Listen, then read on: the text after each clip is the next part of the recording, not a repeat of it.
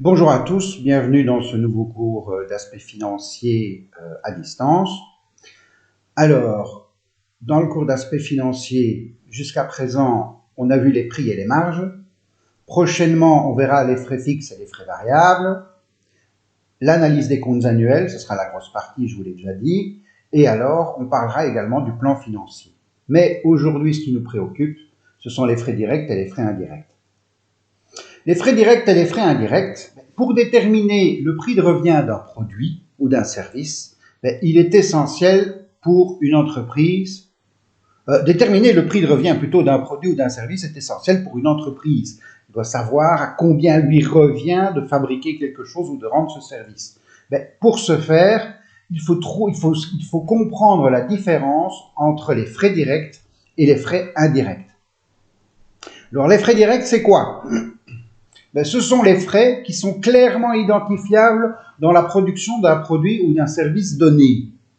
Exemple, un peintre, je lui demande de repeindre le mur de la classe ou la pièce entière. Pour peindre cette pièce, il sait qu'il doit nettoyer les murs d'abord, qu'il doit utiliser une certaine quantité de peinture. Il est peintre, donc il a l'habitude de savoir combien de litres il aura besoin pour couvrir une certaine surface une fois, deux fois. Et il sait également à peu de choses près combien de temps ça lui prendra pour peindre cette pièce. Ça, ce sont les frais directs parce que pour chacun des travaux qu'il va réaliser, il sait exactement ce qu'il lui faut comme nombre d'heures et comme matière à mettre en œuvre. Donc, il sait identifier clairement ses frais fixes. Les frais indirects, par contre, ce sont tous les frais de l'entreprise qui sont indispensables à l'entreprise, mais qui ne sont pas liés à un produit ou à un service spécifique. Pour peindre ce mur, le peintre, il devra venir avec sa camionnette. Quelle partie de la camionnette je vais utiliser dans ce chantier-là? Il aura besoin d'outils, il aura besoin d'un échafaudage. Il y a son épouse qui travaille au bureau pour prendre les appels et pour faire du secrétariat. Il y a même un secrétaire qui aide son épouse à l'administratif. Il a besoin d'électricité, il a besoin d'un entrepôt. Tout ça, ce sont des frais qui sont essentiels, mais qui ne sont pas directement imputables sur un chantier donné. C'est ce qu'on appelle les frais indirects. Alors, évidemment, on peut quantifier et donner une valeur aux frais directs d'un produit et d'un service, puisque connaissant son travail, il sait la quantité de peinture et le nombre d'heures qu'il va devoir utiliser pour peindre cette pièce. Par contre, pour les frais indirects, on les connaît, on peut les évaluer sur une période. Je sais que l'assurance de ma camionnette, c'est 1200 € par an. Je sais que habituellement, le carburant de ma camionnette pour tous mes chantiers, je l'évalue à peu près à 4600 € par an. Je sais que le salaire de du secrétaire est de 1500 € par mois, parce qu'il ne travaille pas à plein temps. Je sais que ma facture d'électricité est de 200 € par mois. Bref, on ne peut pas les quantifier pour un produit ou un service déterminé, mais on les connaît pour l'ensemble d'une période. Et donc, tout le jeu est de savoir comment est-ce que je vais mettre une partie de mes frais de camionnette, une partie du salaire du secrétaire, une partie de l'électricité dans chaque chantier. Oui, la partie des honoraires comptables, n'oublions pas non plus, dans chaque chantier, pour que, au final, je puisse déterminer dans mon prix de revient non seulement ce que ça me coûte pour le chantier en frais directs, mais que sur l'ensemble de mes chantiers, j'y ai inclus tous mes frais indirects aussi. Puisque si je me dis, j'en ai à peu près pour 300 € de peinture et ma main d'œuvre est à 40 € de l'heure et je vais travailler 4 heures, si je ne mets que ça dans mon devis ou dans ma facture, je ne vais pas gagner mon argent, je ne vais pas rentrer dans mes frais, puisque dans mes frais, il y a aussi ma camionnette, mon électricité, les honoraires de mon comptable. Tout ça doit rentrer dans mes frais pour que je puisse ensuite dégager une marge bénéficiaire et avoir un bénéfice. Donc le prix de revient, c'est quoi? C'est une partie des frais indirects, une partie des frais directs plus une partie, enfin non, les frais directs plus une partie des frais indirects, mais il faut trouver un moyen pour que l'ensemble de mes frais indirects soit compris dans mes prix, dans les prix de tous mes chantiers, pour que je rentre dans mes frais, et je ne peux quand même pas dire, ah ben sur ce chantier-là, je vais lui mettre tous les frais de camionnette de l'année. Mais non, il faut trouver un moyen d'être équitable entre tous les chantiers et que l'ensemble des frais indirects soit couvert. Pour ce faire, on va choisir ce qu'on appelle une clé de répartition des frais indirects sur base au prorata de quelque chose de connu sur chaque chantier. Qu'est-ce qu'on connaît sur chaque chantier? Les frais directs de chaque chantier. Ça, je peux les identifier. Parfois, c'est autre chose. On pourrait imaginer un couvreur en toiture qui se dise, moi je sais qu'à peu près chaque année, je peux faire autant de mètres carrés de toiture. Sur ce chantier-là, imaginons, je ne sais pas, je prends un exemple, 10 000 mètres carrés de toiture. Sur ce chantier-là, je vais avoir 20 mètres carrés de toiture. Eh bien, je vais diviser mes frais indirects par 20, divisé par 10 000. Et donc, quand j'aurai fait tous mes chantiers de l'année, si j'ai bien fait 10 000 mètres carrés de toiture, j'aurai englobé tous mes frais indirects sur chacun des chantiers. Et donc, il existe une formule. Oui, c'est chaque fois les formules dans le cours d'aspect financier. Le prix de revient, ce sont les frais directs plus un pourcentage de frais indirects. Et c'est ce pourcentage qu'il va falloir définir et auquel il va falloir être attentif tout le temps. Petit exemple, pour fabriquer une pièce, on a besoin de 300 € de matières premières et de marchandises et de 5 heures de travail à 50 € de l'heure. Les frais indirects sont évalués à 7 500 €. Leur répartition se fait au prorata des salaires directs annuels, soit 30 000 €. Le taux de marge bénéficiaire habituel est de 10%. Donc, quel devrait être le prix de vente de cette pièce? Alors, je reviens à l'énoncé. Les matières premières sont de 300 €. La main-d'œuvre est de 5 heures à 50 €, soit 250 €. C'est tout ce qu'ils m'ont donné pour les frais directs. Donc, je peux estimer mes frais directs à 550 € pour ce chantier, pour la fabrication de cette pièce. Mes frais indirects, eux, ils m'ont dit qu'ils étaient de 7 500 €. Les salaires directs annuels, ils m'en ont parlé, donc l'ensemble de ma main-d'œuvre, mais sur une année entière, est de 30 000 €. Donc, sur ce chantier, il y a 250 € de main-d'œuvre, mais sur l'ensemble de l'année, cette main-d'œuvre pour tous mes chantiers s'élève à 30 000 €. Le taux de marge est de 10%. Quelle est la formule? Le prix de revient, c'est les frais directs plus un pourcentage des frais indirects. Eh bien, allons-y. Les frais directs, c'est 300 € plus 250 €. Ça fait 550 €. Ça, ce sont mes frais directs. Les frais indirects, je les connais pour l'année entière, c'est 7 500 €. Donc, mes frais indirects sont 7 500 €. Mais je ne peux pas mettre ces 7 500 € dans la vente dans le prix de revient de cette pièce-là. Il faut que je vois ce que ça va me prendre en termes d'heures, donc 250 € de main-d'œuvre, que je divise par les 30 000 € de main-d'œuvre du salaire direct annuel. De ce fait, j'ai un prix de revient de 550 € plus un pourcentage de tous mes frais indirects de l'année. Ce pourcentage, il est de 0,83%, puisque 250 divisé par 30 000, ça fait 0,0083333333. Et donc, en arrondissant, j'ai pas arrondi sur ma calculatrice, j'ai laissé l'ensemble des chiffres, mais j'obtiens 250 plus ce montant-là fois les 7 500 €, ça fait 62,50 €. Et donc, je vais mettre 62,50 € de frais indirects dans mon prix de revient de cette pièce-là.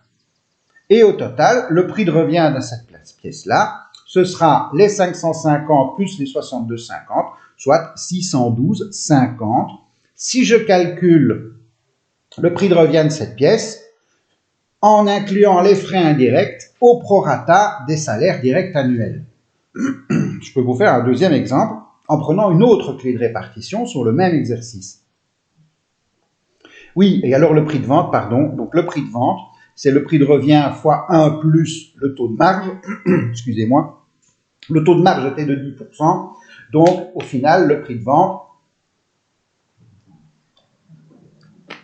sera de 673,75 €.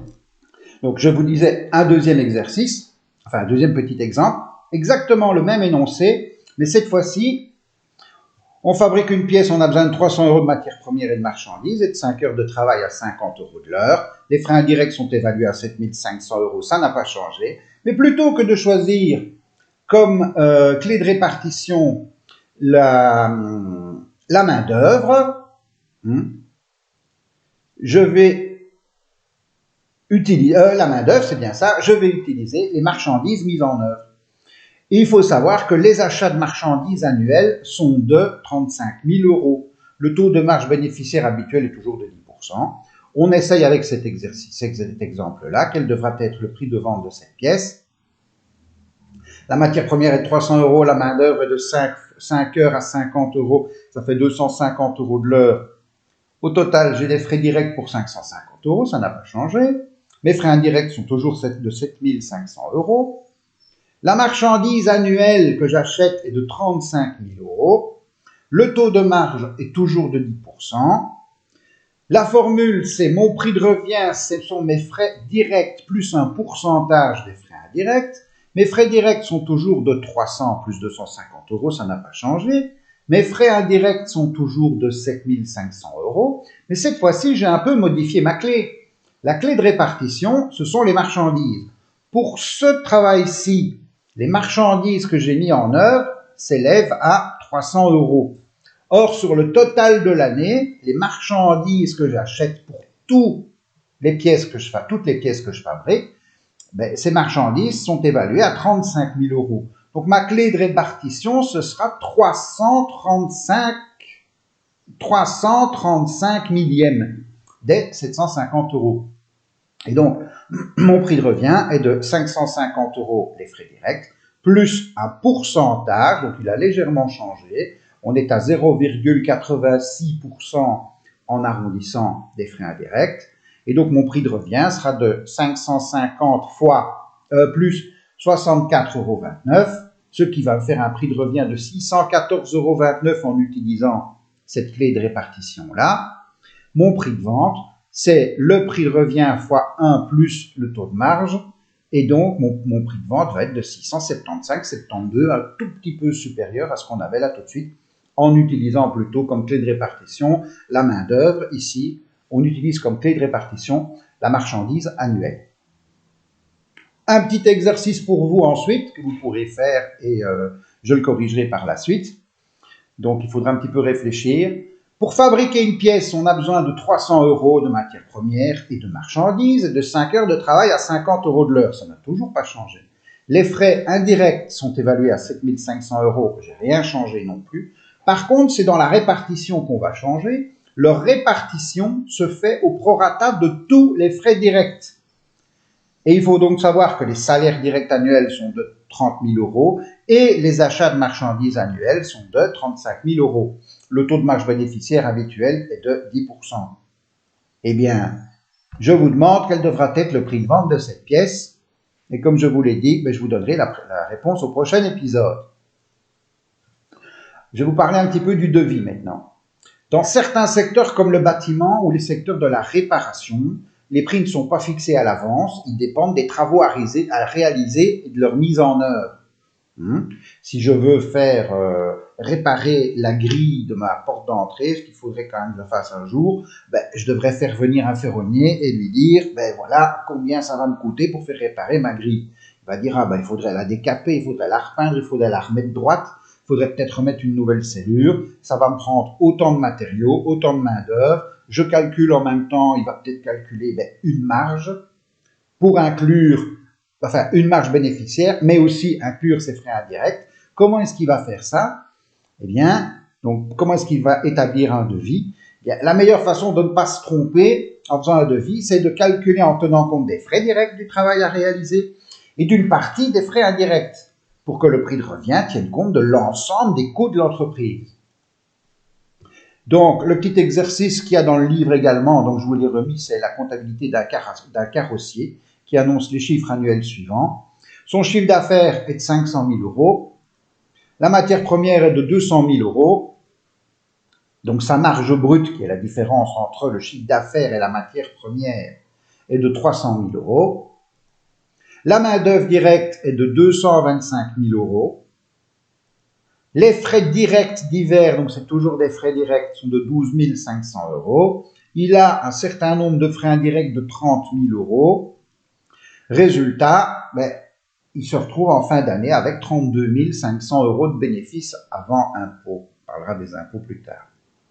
À partir de ces chiffres, il peut établir une moyenne sur l'année du pourcentage des frais indirects par rapport aux frais directs. Les frais indirects divisés par les frais directs, quels sont les frais indirects? Ce sont les 30 000 euros. Divisés par quoi? Tous les frais directs. Quels sont mes frais directs? Ma matière première, 200 000 euros. Les 225 000 euros de main-d'œuvre directe, plus 225 000 euros. Et les 12 500 euros de frais directs divers, plus 12 500 euros. 30 000 euros divisé par tout ça, c'est-à-dire 437 500 euros, ça fait 0,06857, ce qui nous fait à peu près 6,86%. Et donc, pour chaque frais direct, pour chaque 100 frais directs plutôt, chaque frais direct de 100 euros qu'il aura engagé, il devra compter 6,86 euros de frais indirects en plus pour pouvoir avoir un prix de revient cohérent. Alors, il reçoit une demande pour une réparation. Une pièce, les pièces coûtent 890 euros. La couleur coûte 380 euros. La main-d'œuvre, il y a 10 heures à 40 euros de l'heure et 12 heures à 45 euros de l'heure. Je ne sais pas, peut-être que le carrossier est moins cher que le type qui met en couleur. Les autres frais directs sont de 37,50 euros. Il veut une marge sur la matière première de 25% et sur la main-d'œuvre de 30%. Calculez le montant du devis, en tenant compte évidemment du pourcentage en plus qu'il faudra rajouter pour combler les frais indirects. Voilà. Je crois que c'est déjà fini pour ce petit cours sur les frais directs et les frais indirects. Donc, comme je vous l'ai dit, les réponses aux exercices vous parviendront prochainement. Merci pour votre attention. À bientôt et surtout, prenez soin de vous et de vos proches.